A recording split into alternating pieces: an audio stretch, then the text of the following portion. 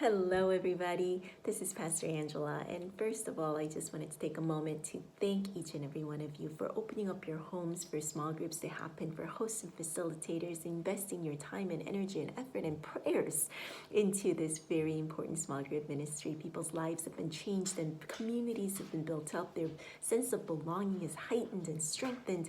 And it is through through all that you do in this ministry that really has made it possible for us to become community together. So thank you so much for your dedication and for your service. And secondly, I want to say I am so excited. We are starting 6 weeks of our fall small group next week. We're kicking it off. And I can't tell you how excited I am to see the lives changed and for people to experience the transforming love of God in their lives through the small groups. You are doing an amazing work in this, and I just want to commend you for that and let you know how excited I am for this ministry to begin this fall next week. And I also want to say that I really heard you when you told me that it would be really great to have some kind of background on the sermon text that Pastor Nate will be preaching on. And so this is what I'll be doing every week. I will give you a little bit of background on the sermon text that Pastor Nate will be preaching on. And so this Sunday's sermon text is going to be Deuteronomy chapter 6, verses 1 through 9. Deuteronomy, first of all, before I get into the text, I just want to say Deuteronomy means second law. Deuteron meaning second, Nami meaning law, but it really isn't the second law that Moses is talking about. It's really the reiteration of the law or the repetition of the law. And so that's what it really means when he says Deuteronomy second law. It's the reiteration of the law. And so here is Moses standing in front of the people of Israelites right before, this is after 40 years of the wilderness journey, right before they're about to enter the promised land, Canaan, land flowing with milk and honey. Right before they enter into that land, Moses gives 3 distinct speeches, and after that he dies. He does not enter into Canaan, but he dies, and he hands over his leadership over to Joshua, who leads the people into Canaan. And so the first speech is really about the journey itself, the 40 years of wilderness their ancestors have taken, and how God was in it all along, and how God guided them and through those 40 years, which should have really lasted them several days. But because of their hardened hearts and because of their rebellion, it lasted for 40 years. And the second speech starts in chapter 5. And chapter 5, Deuteronomy chapter 5, it starts with the reiteration, or not, doesn't start with it, but it has the reiteration of the 10 Commandments. Now we know that this is a reiteration because where is the first time we see it? We see it in Exodus chapter 20, right? When Moses receives the 10 Commandments on Mount Sinai. And so it says that all of you were there when I received, well, they weren't there. But yet, this text makes it sound so inclusive of them, saying, hey, this is not just about your ancestors. This isn't just about me and God on Mount Sinai. This is about all of you.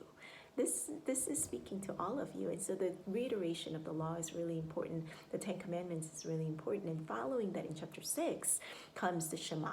Shema is, of course, starts with, Hear, O Israel, the Lord our God, the Lord is one. Love the Lord your God with all your heart and all your soul and all your strength. And so this is a really important commandment, not only to Israelites, but the Jewish people to this day. They still say this prayer twice a day, and this is in the funeral rites. I mean, this is a really important law for them, and they bind it on their hearts and in their bind it in your heart, put it on your forehead, put it on your hands, and they have this mezuzahs that they put the scripture. They roll it up and put it in there and put it on their doorposts. And so it's a really important commandment that people have been keeping. And what I love about this is that this is about the relationship. It's not just about obeying God's laws. It's about loving God. It's about the relationship that you have with God. And from the very beginning, in the Pentateuch, in the 5 books of the Bible, and the Deuteronomy is the last book of the Pentateuch, it is the relationship. That's where it lies. That's what it's about. The Babylonian gods and the fertility gods and all these other gods who have been in brazen images, they're not about love.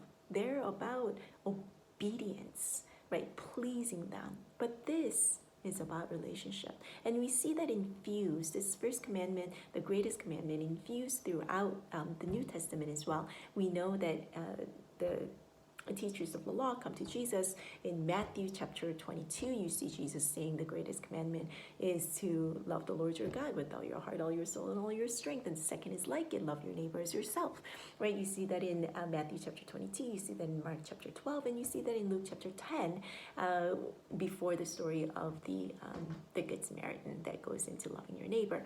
And so infused throughout the New Testament, you see all of these. And then, of course, in John, here is Jesus right before he dies, having Last Supper with his disciples, and says, a new commandment I give you, love one another as I have loved you, and washes the disciples' feet.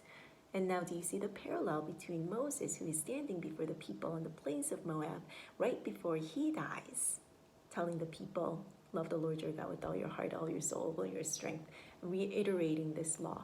And then here's Jesus right before he dies, saying, love one another as I have loved you.